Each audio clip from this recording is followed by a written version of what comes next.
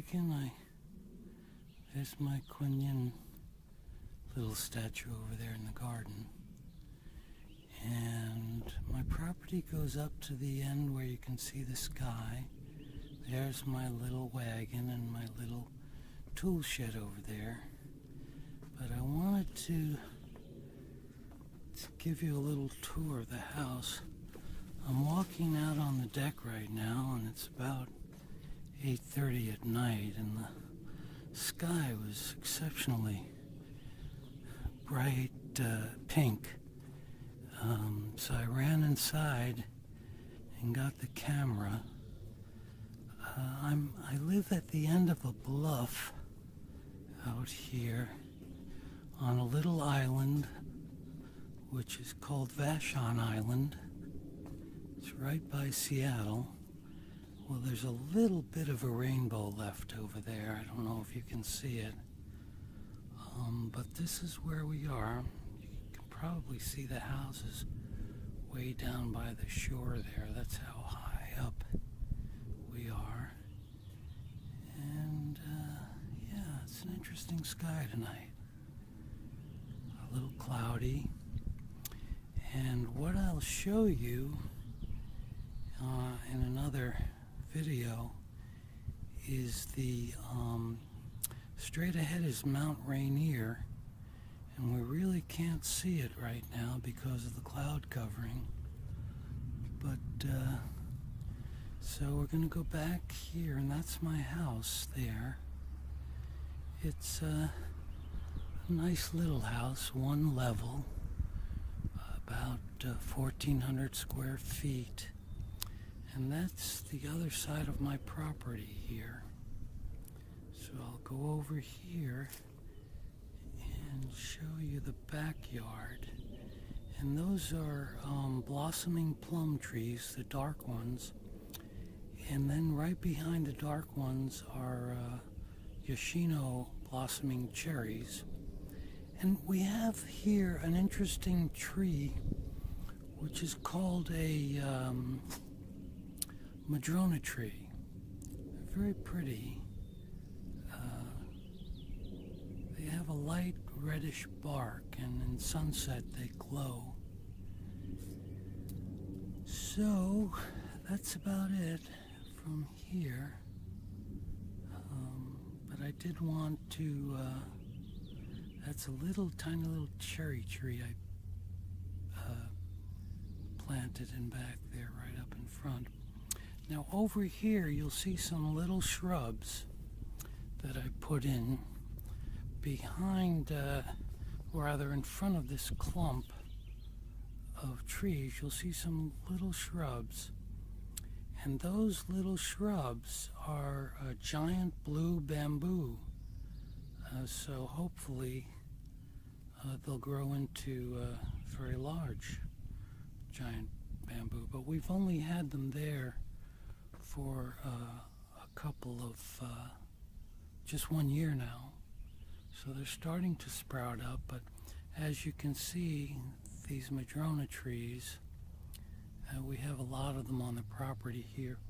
Now this is interesting. This big Madrona right here is a very large Madrona. It's very unusual in terms of how big it is. See if I can give you an idea of how big it is. Well, you can't really get an idea of exactly how big this Madrona is because the trunk is kind of hidden by the bushes. But I'll tell you a story about that tree. When I first bought the property and built the house, I had some guests over. And I got up early in the morning, about 6:30 in the morning, and there were two men sitting on that little platform right there, and I saw them from my window over there. Now the thing is that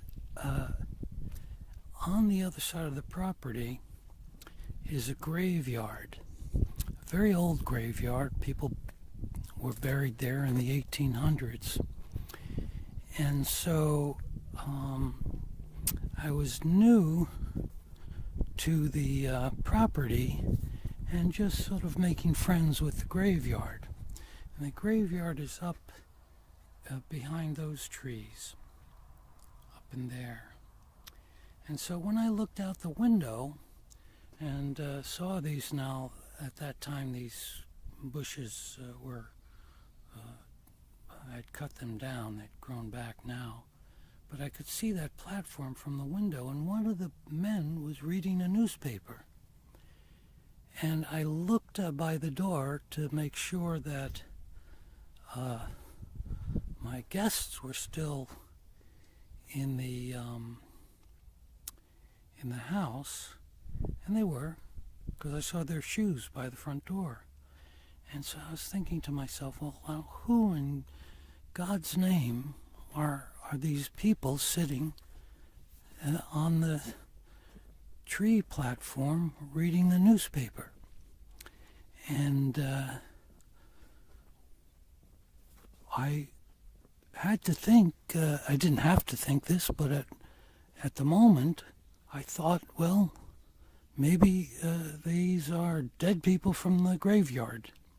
A little superstitious, but it was early in the morning, a new property, and trying to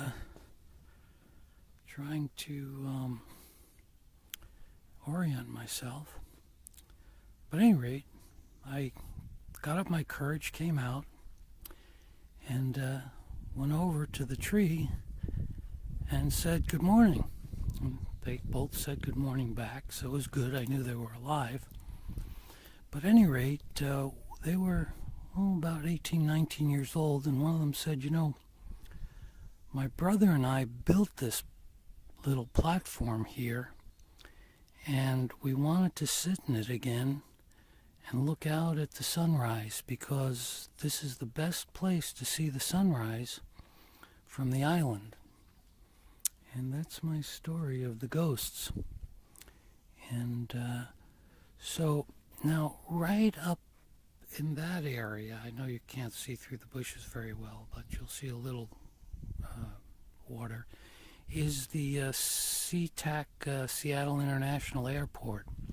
And one of the cool things about this place that I love is at night, the landing patterns of the planes, they come in from the south. Now, way, way over there, I can see one light. You probably can't see it. It's a very small light coming from a plane who's circling in to get into his landing pattern. But at night, sometimes I'll see 6 lights of the planes lined up coming into the landing pattern. It really is beautiful. Anyway, I apologize for not getting back to you sooner. I've been very busy and been in therapy, rehabilitation for my shoulder surgery, but still, that's not any excuse. I just have been very busy and trying to make sure things were organized.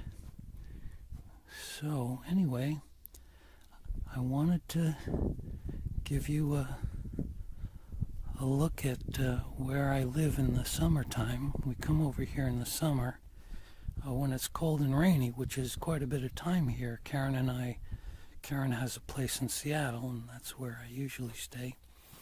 This little tree here is a peeling bark maple tree that I put in 2 years ago, and it's doing very well. I put in 3 of these. Very proud of those trees. And over here are 2 more of the bamboos. I don't know if you can make them out, but yeah, you probably can tell by the leaves. And the other plants, most of them these are little lavender plants. I'm just sort of working into the area here. I'll show you something interesting. Right here, you'll see a change in the color of the walkway, and I wonder if you can guess what that is from. The deer like to cross there for some reason, And the dirt is from the deer hooves. They won't cross anywhere else. They just like this little area. And so every now and then I'll come out and hose it down. So I'm going to go in the front door, and it's probably going to get kind of dark. Now these are little white. I almost lost this bush. They're white hydrangeas, beautiful little snowball white hydrangeas that I have started to grow.